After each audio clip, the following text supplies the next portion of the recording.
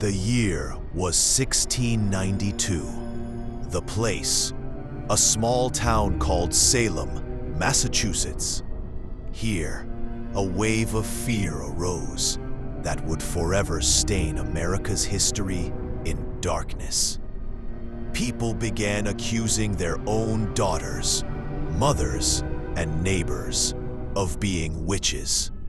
In just a few months, more than 200 people were accused, and 20 innocent souls were either hanged or brutally executed.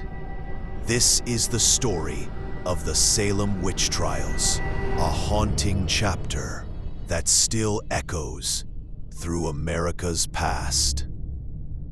It was the late 17th century, a time when European Puritan settlers lived by extremely strict religious codes. They believed the devil walked among them, corrupting ordinary people with his dark power. Imagine a society where illness was seen as witchcraft, dreams were viewed as satanic messages, and women were often blamed as the source of evil. In this climate of fear, whispers began spreading through Salem that witches were among them. The beginning of hysteria. The hysteria started with two young girls, Betty Paris, just 9 years old, and Abigail Williams, only 11. They lived in the house of Reverend Samuel Paris, the town's minister. Suddenly, the girls began to act strangely. They screamed, crawled on the ground, barked like animals, and spoke in bizarre voices. When doctors could not explain these fits, the conclusion was simple: it must be the work of the devil.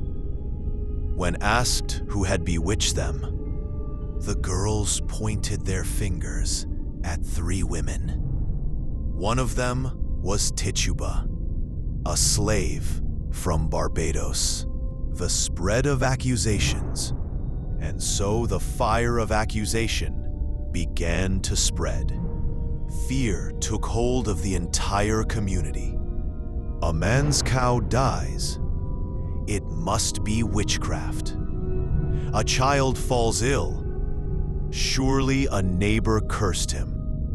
Old grudges, personal rivalries, and gossip were turned into charges of witchcraft.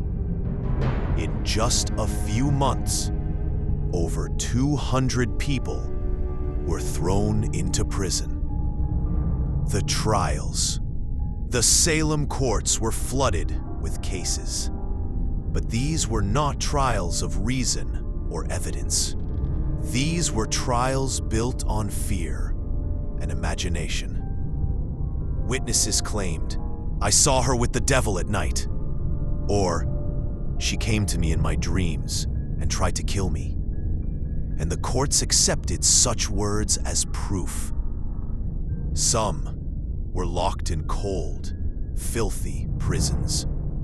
Others were tortured into confessions. Many were executed by hanging. The darkest executions. On July 19th, 1692, 5 women were hanged on the gallows in a single day. Among them was the elderly and highly respected Rebecca Nurse. For years, the community had seen her as a woman of deep faith and kindness. But when accused, not even her good reputation could save her. On the scaffold, her final words were, "I am innocent. God knows my heart." And then she too was taken by the noose. The tragedy of Giles Corey. The most horrifying death was that of an old farmer named Giles Corey. He was accused of witchcraft as well. When brought to trial, he refused to plead guilty or innocent, knowing that either choice would doom him and his family. According to the law, if someone refused to speak, they could be pressed to force a plea. Corey was laid on the ground. Heavy stones were placed upon his chest. For hours, he endured unbearable agony, but the only words he spoke were, "More weight." He died a martyr of defiance, but his courage became a legend. At last, after dozens of innocent lives were destroyed, some scholars and ministers began to speak out. They argued that the evidence was false, the visions and dreams were illusions, and that fear had blinded justice. By 1693, the trials came to an end. But by then, 20 innocent people had been executed, and countless others had suffered in prison. Years later, the government admitted its mistake, cleared the names of the victims, and publicly apologized.